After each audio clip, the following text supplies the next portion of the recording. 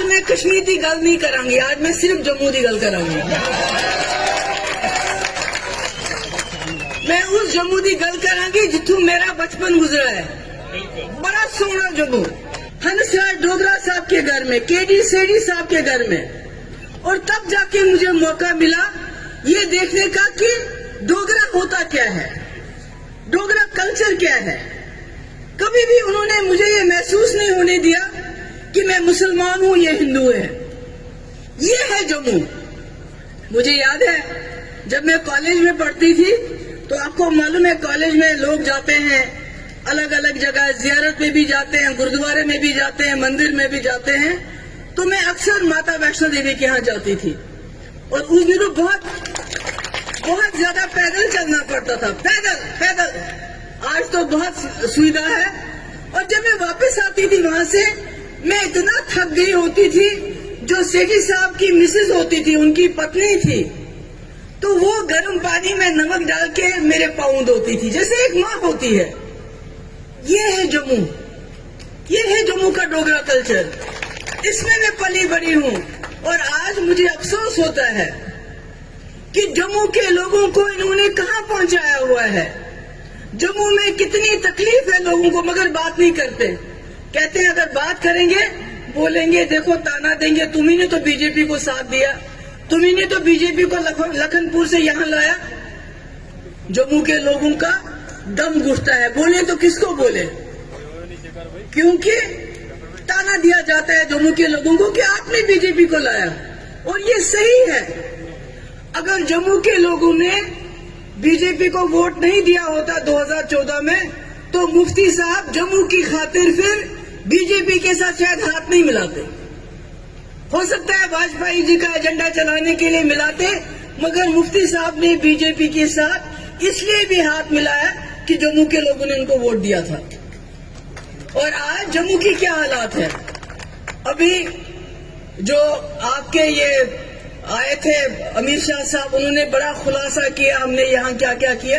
मैं जम्मू के लोगों से पूछना चाहती हूँ, आज तक तो कहते रहे आपको कि कश्मीरी आपका दुश्मन है, 370 आपका दुश्मन है, 370 हटाएंगे सब ठीक हो जाएगा। यही कहा ना कि यहाँ दूध और शहद की जो है नदियां बहेंगी, यही कहा था ना कि आपका जो हिस्सा है वो कश्मीरी खाते हैं, यही कहा ना। और आज क्या कहते हैं, आज जम्मू वालों को कहते हैं हम आपको जम्मू का हिंदू चीफ मिनिस्टर देंगे, यही कहते हैं ना। और ये तो बना सकते थे, लेफ्टिनेंट गवर्नर तो जम्मू का क्यों नहीं बनाया। जो आप बना सकते थे बीजेपी वालों, वो आपने क्यों नहीं बनाया। आपने लेफ्टिनेंट गवर्नर यूपी से, बिहार से, इधर से उधर से क्यों लाया। क्या जम्मू में इस काबिल कोई नहीं था। अरे किसी को ना सही तो करण सिंह जी को ही बनाते, महाराज नगरी से उन्हीं को बनाते। छुट्टी तो आपने उनके दादा परदादा के नाम दे दी, मगर उनको ही बना लेते, किसी और को बनाते, किसी बीजेपी वाले को ही बनाते। पर बनाते तो सही। आप तो कहते हैं चीफ मिनिस्टर बनाएंगे, वो तो लोगों ने बनाना है। अगर वो ना सही तो जम्मू का चीफ सेक्रेटरी बनाते। हाँ? क्या खामोश हो जाइए। क्या जम्मू में कोई इस लायक नहीं है जो गवर्नर साहब का एडवाइजर बन जाता। कोई नहीं इस लायक, ताकि जम्मू के लोग उसके पास जाके उसको अपनी दुख दर्द सुनाते। चेयरमैन जेके बैंक दुहाई देते रहे कश्मीरियों ने खाया, कश्मीरियों ने खाया, तो कम से कम चेयरमैन जेके बैंक ही बनाते। जो जम्मू के इस वक्त जो यहाँ की इंडस्ट्री ताला लगी पड़ी है, कम से कम वो उसके पास अपना दुखड़ा तो रोते। क्या दिया जम्मू को बताइए मुझे। जब देने की बारी आती है तो हिंदू मुस्लिम, हिंदू मुस्लिम, हिंदू मुस्लिम। जम्मू का ट्रांसपोर्टर जो है वो इस वक्त बहुत दुखी है। मेरे पास भी आए मिलने के लिए, और आज उनका दुख ज्यादा हो गया है। क्यों? कश्मीर को सजा देते देते कश्मीर का फ्रूट हमारी मुल्क की मंडियों में ना पहुंचे, उसको 8-8 दिन टनल के उस पार रोका जाता है। ये भूल जाते हैं जम्मू कश्मीर का रिश्ता ऐसे है। अगर जम्मू का कश्मीर का सेब है तो ट्रांसपोर्टर जम्मू का है।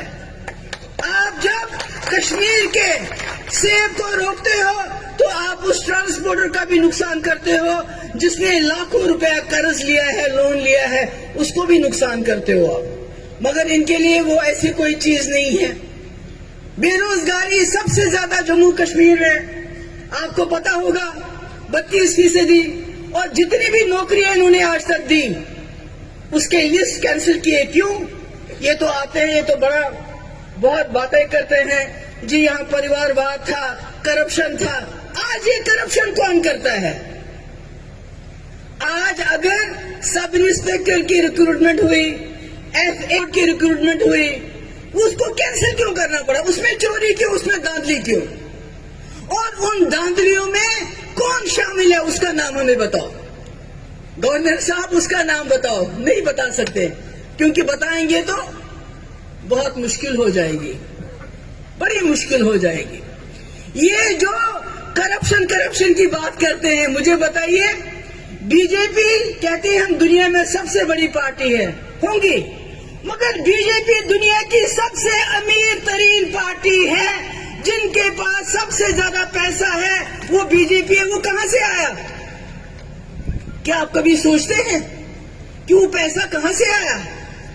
ये 8 साल में इनके पास इतने ज्यादा पैसा कहां से आया? वो पैसा आया कि किसान का लोन ये माफ नहीं करते हैं, 1 लाख, 2 लाख, 3 लाख। मगर जो बड़े बड़े इनके दोस्त हैं, अडानी हो, अंबानी हो, दूसरा नहीं हो, तीसरा नहीं हो, उनके लाखों करोड़ लोन माफ करके उसमें हिस्सा मिलता है इनको। आपको समझना चाहिए इस बात को। तभी एक एक दफ्तर इनका 100-100 करोड़ की बिल्डिंग बनता है। वो कहां से आया? ये जो 2014 से पहले 100 रुपए का गमछा बांधते थे गले में, आज 80,000 का गमछा डालते हैं। कहां से आया वो? बताइए मुझे, कहां से आया? जो ऐनक पहनते थे 5,000 की, आज 1.5 लाख की ऐनक पहनते हैं। बताइए कहां से आता है ये? तो ये जो अपने आप को बड़े वो समझते हैं कि हम ईमानदार हैं, सबसे अगर कोई करप्ट जमात है तो वो बीजेपी है, जिन्होंने लोगों की जेबें काट काट के अपनी जेबें भरी। अपना जो एक एमएलए की बोली 50 करोड़ रुपए। जब इनको सरकारें गिरानी होती है, जब ईडी फेल हो जाती है, सीबीआई फेल हो जाती है, एनआईए फेल हो जाती है, करप्शन ब्यूरो फेल हो जाता है, तो फिर पैसा काम करता है। 50 करोड़ रुपया दो, एमएलए खरीदो और सरकारें गिराओ। ये बात करते हैं ना जमहूरियत। किस जमहूरियत की बात करते हो? कौन सी जमहूरियत आपने लाई? आपने जमहूरियत का बेड़ा गर्क कर दिया। लोग चुनते एक सरकार को, आप पैसा लेके ईडी के जरिए उस सरकार को गिराते हो और अपनी सरकार बनाते हो। आप कहते हैं पंचायत राज। अरे पंचायत राज यहाँ जवाहरलाल नेहरू ने लाया था, जिसको आप गली गली बदनाम करते हो। हालात में मुझे मालूम है जम्मू में पीडीपी का नाम लेना क्या होता है, क्योंकि ऐसी छवि बना के रखी है। मगर उसके बावजूद आप लोगों ने इस जमात को जिंदा रखा, इस जमात को साथ दिया। मैं इसके लिए आप सबको सलाम करती हूँ। आज मैं कश्मीर की गल नहीं करांगी, आज मैं सिर्फ जम्मू की गल करांगी। मैं उस जम्मू की गल करांगी जिथों मेरा बचपन गुजरा है। बड़ा सोहना जम्मू। इस जम्मू में मैंने जिंदगी के बहुत ही खूबसूरत दिन गुजारे हैं, चाहे वो स्कूल की बात हो, चाहे वो कॉलेज की बात हो। और कहां गुजारे हैं? अपने घर में नहीं, हंसराज डोगरा साहब के घर में, केडी सेठी साहब के घर में। और तब जाके मुझे मौका मिला ये देखने का कि डोगरा होता क्या है, डोगरा कल्चर क्या है। कभी भी उन्होंने मुझे ये महसूस नहीं होने दिया कि मैं मुसलमान हूं, ये हिंदू है। ये है जम्मू। मुझे याद है जब मैं कॉलेज में पढ़ती थी, तो आपको मालूम है कॉलेज में लोग जाते हैं अलग अलग जगह, जियारत में भी जाते हैं, गुरुद्वारे में भी जाते हैं, मंदिर में भी जाते हैं। तो मैं अक्सर माता वैष्णो देवी के यहाँ जाती थी। और उस दिनों बहुत ज्यादा पैदल चलना पड़ता था, पैदल। आज तो बहुत सुविधा है। और जब मैं वापस आती थी वहां से, मैं इतना थक गई होती थी। जो सेठी साहब की मिसेज होती थी, उनकी पत्नी थी, तो वो गर्म पानी में नमक डाल के मेरे पाँव धोती थी, जैसे एक माँ होती है। ये है जम्मू, ये है जम्मू का डोगरा कल्चर।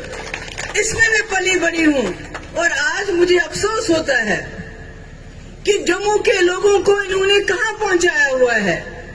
जम्मू में कितनी तकलीफ है लोगों को, मगर बात नहीं करते। कहते हैं अगर बात करेंगे, बोलेंगे, देखो ताना देंगे, तुम्ही ने तो बीजेपी को साथ दिया, तुम्ही ने तो बीजेपी को लखनपुर से यहाँ लाया। जम्मू के लोगों का दम घुटता है, बोले तो किसको बोले, क्योंकि ताना दिया जाता है जम्मू के लोगों को कि आपने बीजेपी को लाया। और ये सही है। अगर जम्मू के लोगों ने बीजेपी को वोट नहीं दिया होता 2014 में, तो मुफ्ती साहब जम्मू की खातिर फिर बीजेपी के साथ शायद हाथ नहीं मिलाते। हो सकता है वाजपेयी जी का एजेंडा चलाने के लिए मिलाते, मगर मुफ्ती साहब ने बीजेपी के साथ इसलिए भी हाथ मिलाया कि जम्मू के लोगों ने उनको वोट दिया था। और आज जम्मू की क्या हालात है।